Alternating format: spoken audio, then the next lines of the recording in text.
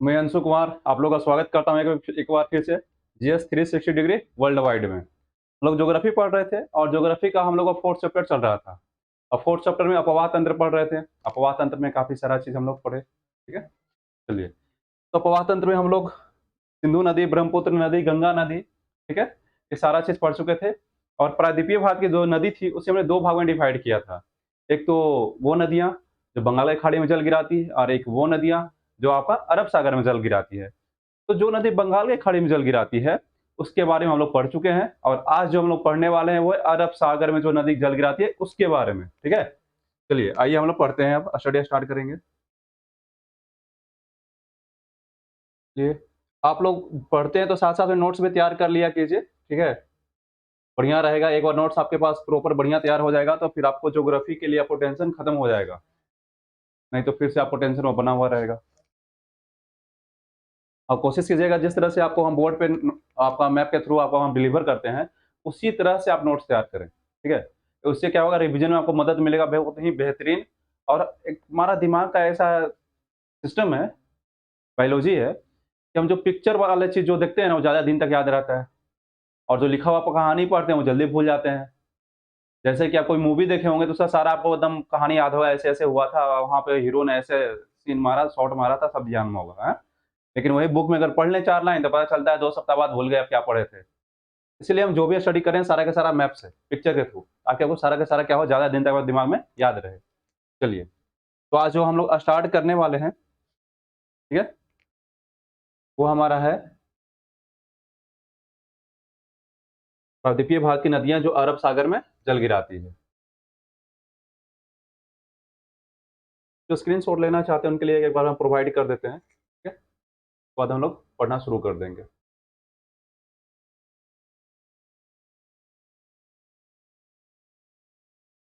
चलिए, तो प्रायद्वीपीय भारत की नदियाँ जो अरब सागर में जल गिराती है उसके बारे में स्टडी करेंगे हम, ठीक है? ये हमारा अरब सागर हो गया। चलिए आइए उसके बारे में हम स्टडी करेंगे।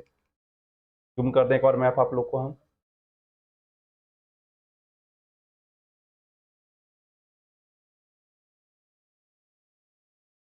चलिए, अब हम लोग इसका स्टडी करेंगे।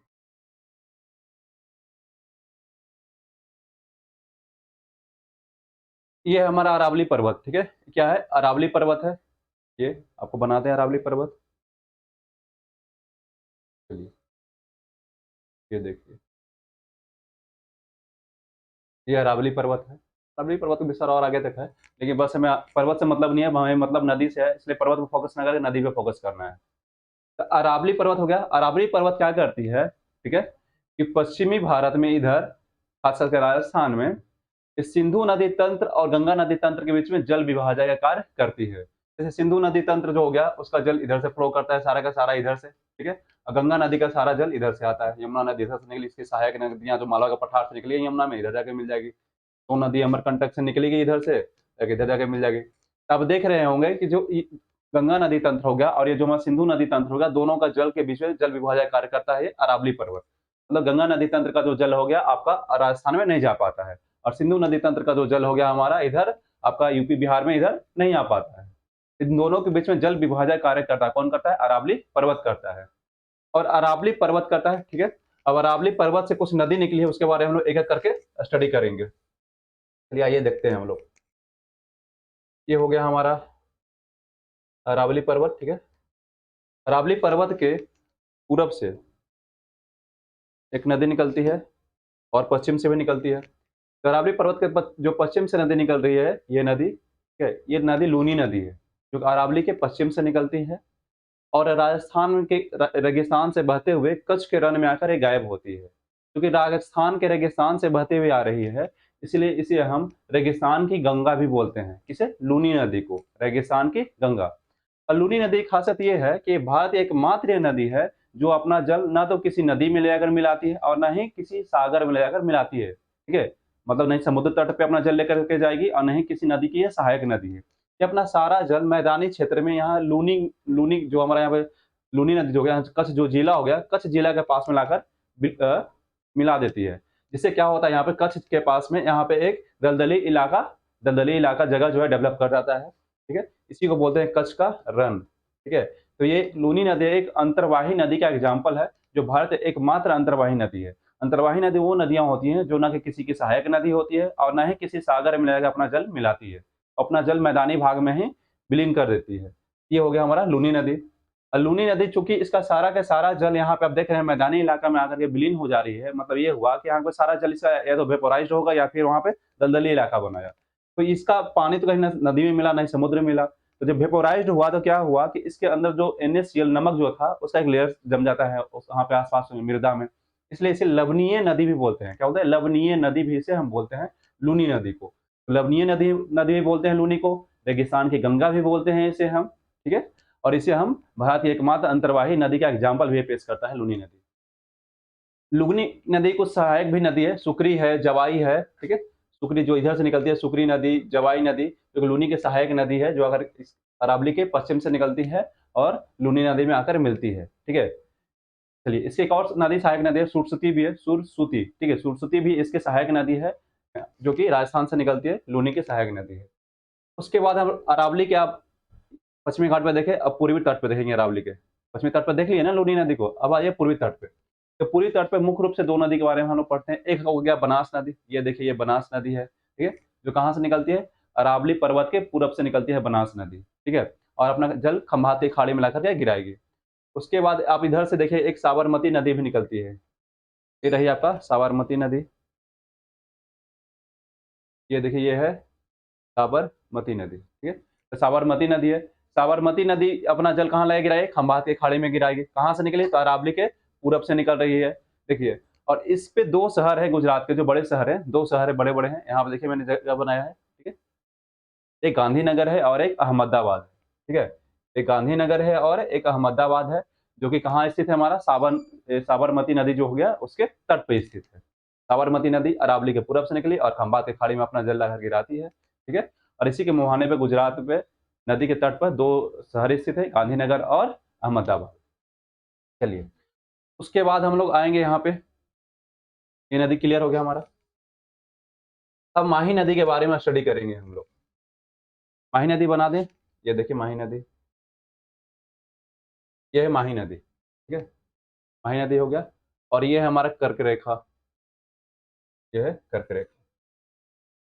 तो माही नदी कहाँ से निकल रही है? तो माही नदी निकलती है जो हमारा ये विंध्यन पर्वत हो गया, तो एमपी में विंध्यन पर्वत पे एक मेहद झील है। कौन सा झील है? मेहद झील।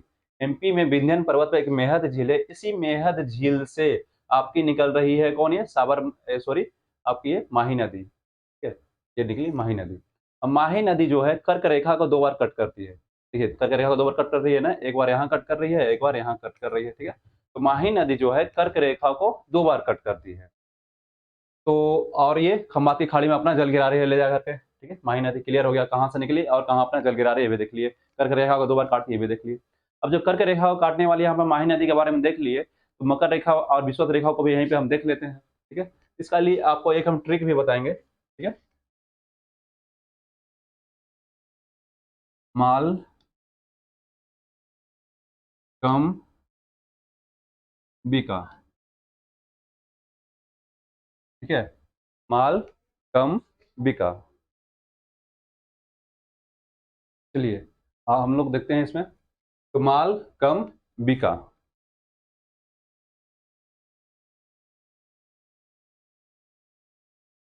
माल, कम, बिका।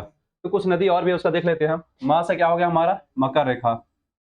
माँ से क्या हो गया? मकर रेखा। ल से क्या होगा? लिम्पोपो नदी। ल से क्या हो गया? लिम्पोपो नदी। तो लिम्पोपो नदी जो है मकर रेखा को 2 बार काटती है। ल से क्या हो गया हमारा? लिम्पोपो नदी है।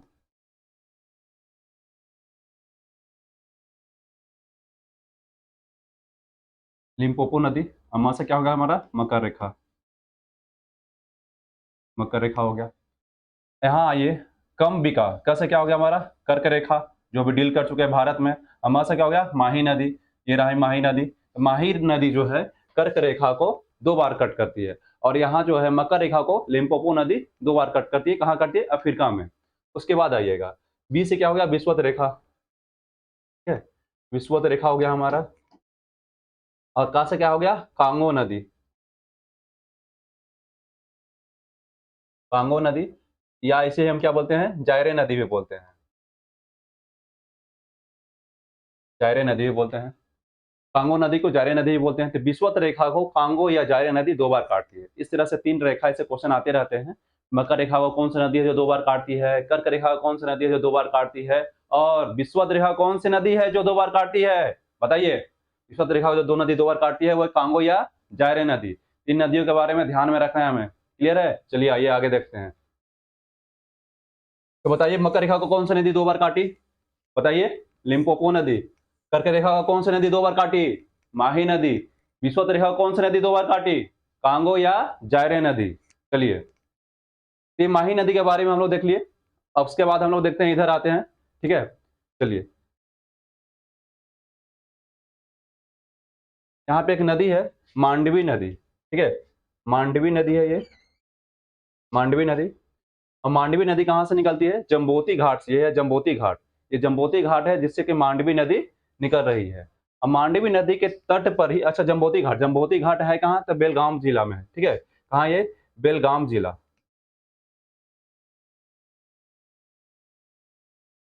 बेलगाम जिला में स्थित है आपका ये। बेलगाम जिला में जम्बोती घाट है जहां से नदी निकलती है। मांडवी नदी को ही लाइफ लाइन ऑफ गोवा कहते हैं। क्यों कहते हैं लाइफ लाइन ऑफ गोवा? क्योंकि गोवा की राजधानी पणजी जो है यही मांडवी नदी के तट पर स्थित है, इसलिए इसे मांडवी नदी को लाइफ लाइन ऑफ गोवा भी कहते हैं। क्लियर है? और इसके बाद ये अपना अरब सागर में आकर के जल गिराएगी। मांडवी नदी निकलती तो जरूर कर्नाटक से है, लेकिन महाराष्ट्र में जाएगी, उसके बाद गोवा में आती है। ठीक है, कर्नाटक से निकलती है, महाराष्ट्र में जाएगी, उसके बाद गोवा में आएगी, और उसके बाद अपना जल अरब सागर में गिराएगी। उसके बाद देखते हैं जुआरी नदी के बारे में। ये है हमारी जुआरी नदी। ठीक है, जो पश्चिमी घाट से निकलती है, जुआरी नदी है। ये गोवा की सबसे लंबी नदी है। जुआरी नदी जो है गोवा की सबसे लंबी नदी है, जुआरी नदी। ठीक है, जुआरी नदी क्या हो गई? गोवा की सबसे लंबी नदी। और जुआरी नदी के तट पर ही यहाँ पे एक मांडा है, मांडा। ये मांडवी नदी था, हम मांडा जगह का नाम बताते हैं। मांडा जगह कहाँ पे है? जुआरी नदी के तट पर है। जुआरी नदी के तट पर मांडा जगह है जो कि गोवा में है। लेकिन आपसे ये पूछे कि आपके मांडवी नदी के तट पर कौन सा जिला या राज्य जिला स्थित है, तो कौन सा है? हमारा पणजी है। पणजी है जो कि राजधानी है गोवा की। ठीक है, वो है मांडवी पे। ऐसा नहीं कि मांडवी नदी है तो मांडा हो गया उसके तट पर स्थित, नहीं। मांडवी नदी के तट पर पणजी है, और मांडा जो है जुआरी नदी के तट पर है जो कि गोवा की सबसे लंबी नदी है। चलिए आइए आगे देखते हैं हम लोग। आगे हम लोग देखने वाले हैं राप्ती नदी के बारे में। ठीक है, सॉरी राप्ती नहीं, शरावती नदी देखते हैं हम लोग। ठीक है, राप्ती नदी तो आपका ऊपर में चला जाएगा। ये शरावती नदी के बारे में देखते हैं। शरावती नदी यहाँ से निकलती है। ठीक है, शरावती नदी यहाँ से निकल रही है, शिमोग जिला से निकलती है। पश्चिमी घाट के में शिमोग जिला है। ठीक है, वहां से निकलती है ये कर्नाटक से। कर्नाटक में से इस पश्चिमी घाट के शिमोग जिला से आप निकलेगी यहाँ से शरावती नदी। ठीक है, ये रही शरावती नदी। क्लियर है? और अरब सागर में अपना जल गिराएगी शरावती नदी। उसके बाद आइएगा गंगा वैली नदी के बारे में देखते हैं। गंगा वैली नदी भी कर्नाटक की ही नदी है जो कि पश्चिमी घाट से निकलती है। ये सब पैरेलल नदियों के एग्जाम्पल हैं जो आपको पढ़ाए थे हम। ठीक है, पश्चिमी घाट से निकलती है और अपना जल जाके अरब सागर में गिराएगी। ये गंगा वैली नदी हो गया। क्लियर है ये? चलिए, उसके बाद आइए केरल में हम देखते हैं। केरल में एंट्री करते हैं हम लोग। केरल में आइए, पेरियार नदी है, ये देखिए पेरियार नदी। ठीक है, पेरियार नदी के बाद यहाँ पे आपको भरतपूजा नदी दिख रहा होगा। भरतपूजा नदी के बाद यहाँ पे आपको पंपा नदी दिख रहा होगा। ठीक है, तो सबसे पहले पेरियार नदी के बारे में देखते हैं। तो पेरियार नदी जो है, ये पेरियार नदी जो आप देख रहे हैं, ठीक है, ओके। तो पेरियार नदी जो है केरल की सबसे लंबी नदी है। केरल की सबसे लंबी नदी कौन सी है? पेरियार नदी। ध्यान रखिएगा, अगर केरल की सबसे लंबी नदी आपसे पूछे तो कौन सी है? वो पेरियार नदी।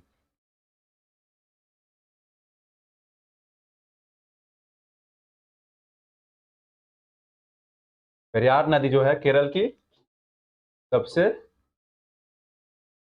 लंबी नदी है। तो पेरियार नदी केरल की सबसे लंबी नदी है, लेकिन आपसे ये पूछे केरल की सबसे बड़ी नदी कौन सी है? क्या देंगे आंसर आप इसका?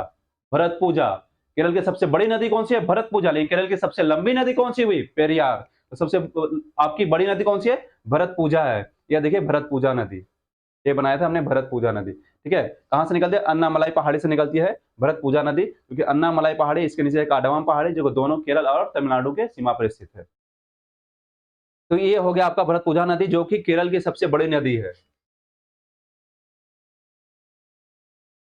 ठीक है,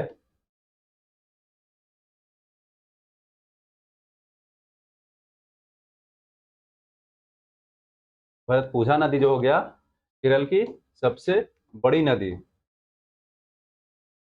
पेरियार नदी केरल की सबसे लंबी नदी, भरतपुजा नदी केरल की सबसे बड़ी नदी, और ये जो पेरियार नदी को दिख रहे हैं केरल की दूसरी सबसे बड़ी लंबी है, ठीक है।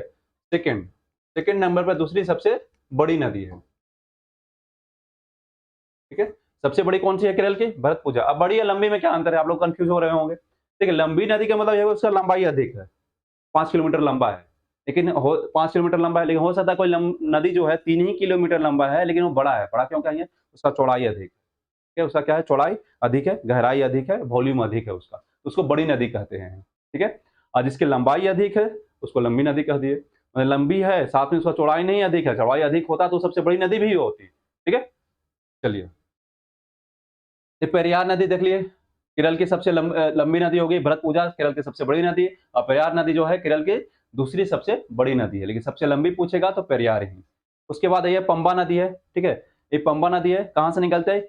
पिरमेड पठार से निकलती है, ठीक है। पिरमेड पठार है इडुक्की जिला में, केरल के इडुक्की जिला में पिरमेड पठार है, यहीं से निकलती है आपकी पंबा नदी, ठीक है। ये पंबा नदी है, गौर कीजिएगा, पंबा नदी है जो केरल में बहती है, अरब सागर में जल गिरा रही है। यहाँ पे पम्बन द्वीप पड़ते हैं तमिलनाडु के तट पर आप, जिसपे हमारा ये रामेश्वरम रामेश्वरम और धनुषकोटी स्थित है, जहाँ की धनुषकोटी से हमारा एडम ब्रिज स्टार्ट होगा और यहाँ तलैया मन्नार तक आएगा, जो कि हमारा तलैया मन्नार किसका है? श्रीलंका का द्वीप है, ठीक है। तो ये पंबन द्वीप है और ये पंबा नदी है, कंफ्यूज मत कीजिएगा। ये पंबा नदी है जो कहाँ से निकलती है? आपका ये पिरमेड पठार से निकलती है। कहाँ से? थे केरल के इडुक्की जिला में पिरमेड पठार है, वहां से निकलती है आपकी पंबा नदी और अरब सागर में अपना जल गिराती है। चलिए, इसको हम लोग देख लिए हैं, क्लियर है। अब आते हैं कुछ और भी इम्पोर्टेंट पॉइंट है, उसके बारे में हम लोग आते हैं, देखते हैं, ठीक है।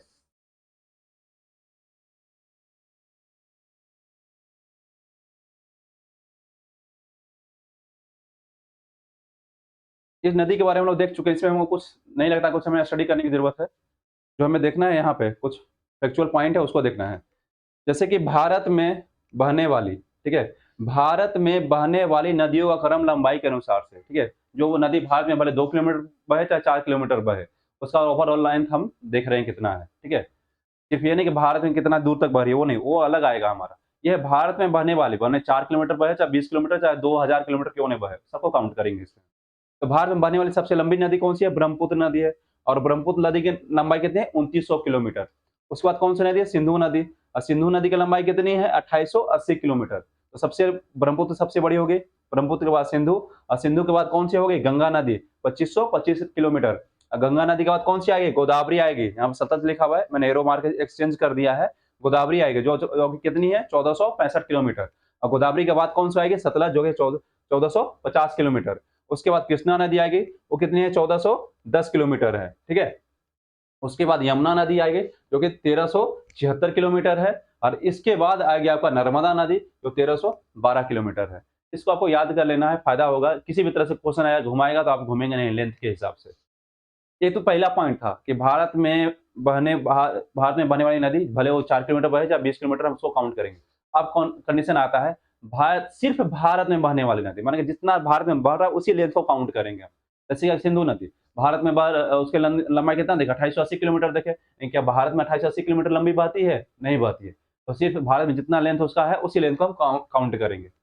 तो भारतीय भूभाग में नदियों का क्रम लंबाई के अनुसार, भारतीय भूभाग के अंदर क्या है? गंगा नदी सबसे लंबी नदी है, क्योंकि भारत से ही निकलती है और सबसे कहाँ जाते हैं? बांग्लादेश में जाकर विलीन होगी, डेल्टा बनाएगी वहां। उसके बाद है गोदावरी नदी। गंगा नदी के बाद कौन सी है? गोदावरी नदी। गोदावरी के बाद कृष्णा नदी, कृष्णा के बाद यमुना नदी, और यमुना के बाद नर्मदा नदी, ठीक है। ये हमारी भारत की सबसे लंबी नदियां हैं जो कि भारतीय भूभाग में बहती है। सबसे गंगा फर्स्ट हो गई, गोदावरी सेकंड है, कृष्णा थर्ड है, और यमुना फोर्थ, और नर्मदा फिफ्थ नंबर पे आएगी। उसके बाद देखिए भारत में प्रमुख नदी द्रोणी के क्रम के अनुसार, ठीक है। नदी द्रोणी बताए थे ना हम कि बड़ी नदी का जो जल ग्रहण क्षेत्र होता है उसे हम नदी द्रोणी कहते हैं। तो इनका जल ग्रहण क्षेत्र के हिसाब से हम देख रहे हैं कि जल ग्रहण क्षेत्र सबसे बड़ा किसका है भारत में? वह किसका सबसे बड़ा है भारत में? गंगा नदी का जल ग्रहण क्षेत्र भारत में सबसे बड़ा है। उसके बाद जल ग्रहण क्षेत्र किसका बड़ा है? तो सिंधु नदी का है, ठीक है। सिंधु जो 5 नदियां सहायक नदी पड़ते हैं वो सारे जल ग्रहण क्षेत्र में ही तो उसके आएंगे। बड़े नदी का जल ग्रहण क्षेत्र क्या होता है? एक तो मुख्य जहां से ग्लेशियर से निकल रही है वो, और बाकी उसके सहायक नदियां, ठीक है। उसके बाद देखिए गोदावरी नदी आएगा तीसरे नंबर पे जल ग्रहण के मामले में, कृष्णा नदी आएगा हमारा फोर्थ पे, और फिफ्थ पे कौन आएगा? ब्रह्मपुत्र नदी, जल ग्रहण क्षेत्र के मामले भारत में, ठीक है। ये क्रम देखें हम, चलिए। तो आज का लेक्चर हम लोग यहीं पे समाप्त करते हैं, क्लियर है? इसके बाद हम लोग नेक्स्ट थोड़ा-सा देख लेंगे हिमालय नदी और पादपीय भारत से जो नदी निकलती है, उसका कंपैरिज़न करके कुछ पॉइंट है उसको हम लोग स्टडी करेंगे, उसको देखेंगे। उसके बाद हम लोग नेक्स्ट टॉपिक में आएँगे। तो आप लोग वीडियो अच्छा लगा हो तो लाइक कीजिए और शेयर कीजिए अपने मित्रों के पास जो जिन्हें इसकी ज़रूरत है। उन्हें नहीं भेजना है जो पढ़ नहीं रहे हैं, पढ़ाई नहीं कर रहे हैं, उनके पास भेजने का कोई मतलब नहीं है। उन्हें शेयर करें जो जिन्हें इनकी ज़रूरत है, जो पढ़ना चाहते हैं, ज्योग्राफी सीखना चाहते हैं, ठीक है? उनके पास भेजें। और सब्सक्राइब भी कीजिए आप लोग आते हैं, वीडियो देखते हैं, उसके बाद चले जाते हैं। सब्सक्राइब भी कीजिए, इससे क्या है हमें कि मोटिवेशन मिलता है वीडियो लाने के लिए, ठीक है? चलिए, आपका बहुत-बहुत धन्यवाद।